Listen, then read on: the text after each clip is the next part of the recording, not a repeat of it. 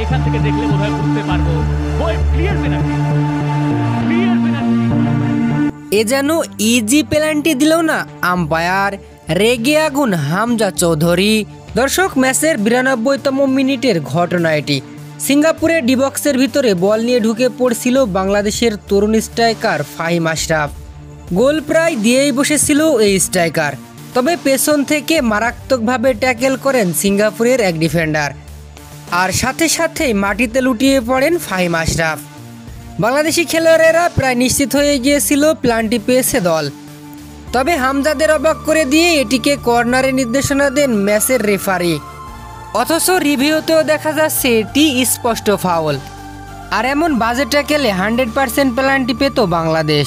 তবে এ যেন match fixing এর মতো কাণ্ড ঘটালেন এই রেফারি। এই পেনাল্টিটা বাংলাদেশ পেলে ম্যাচটি 2-2 গোলের ব্যবধানে ড্র হতো, যার ফলে বাংলাদেশ ম্যাচটি হারতো না। আর রেফারির এমন সিদ্ধান্ত দেখে রীতিমতো হতবাক হয়ে পড়েছিলেন হামজা চৌধুরীও।